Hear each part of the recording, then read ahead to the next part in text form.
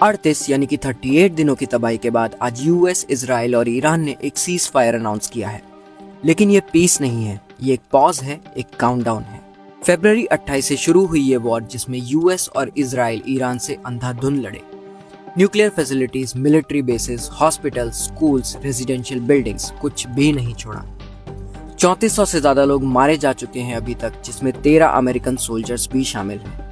Oil $117 पर barrel तक पहुंच गया था और पूरी दुनिया की इकोनॉमी हिल गई थी। लेकिन कल रात एक सीज फायर डील हुई जिसमें यूएस, इजराइल और ईरान ने 2 हफ्ते के लिए एक दूसरे पर स्ट्राइक्स रोकने का फैसला किया। ईरान स्ट्रेट ऑफ हॉर्मुज भी रीओपन करेगा और ट्रंप ने ईरान की 10 पॉइंट प्रपोजल लिस्ट को कंसिडर करने की बात भी कही है। आज से 2 हफ्ते की फॉर्मल टॉक शुरू होंगी जिसमें न्यूक्लियर डील, सैंक्शन, सब कुछ डिस्कस होगा। अब इस डील में 2 ट्विस्ट हैं। पहला, एक कंट्री इस सीज फायर डील से बाहर है और वो है लेबनान। इजराइल लेबनान पे अपने अटैक्स चालू रखेगा हिजबुल्लाह के खिलाफ, जो कि ईरान का एक प्रॉक्सी ग्रुप है। दूसरा, ईरान के फॉरेन मिनिस्टर ने कहा हॉर्मुज में सेफ पैसेज तो होगा, लेकिन ईरान की आर्म्ड फोर्सेस के कोऑर्डिनेशन से। इसका मतलब समझे, ईरान ने हॉर्मुज छोड़ा नहीं है, सिर्फ थोड़ी ढील दी है।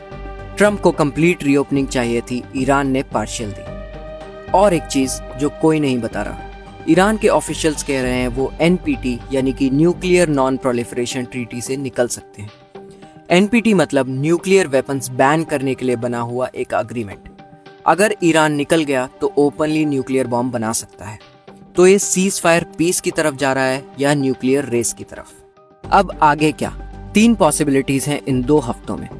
बेस्ट केस में डील हो जाएगी, ईरान का न्यूक्लियर प्रोग्राम कंप्लीटली शट होगा और सारे सैंक्शंस हट जाएंगे।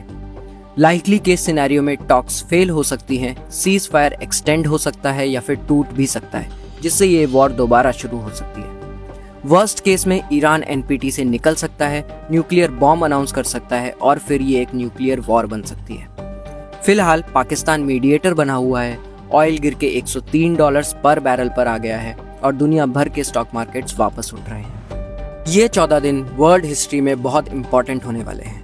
फॉलो करो, क्योंकि जब इन 3 में से कुछ भी होगा वो खबर सबसे पहले आप तक पहुंचेगी। और कमेंट्स में बताओ आपको कौन सा वाला सिनेरियो सबसे रियल लगता है। डील होगी, टूटेगी या फिर न्यूक्लियर वॉर में बदल जाएगी।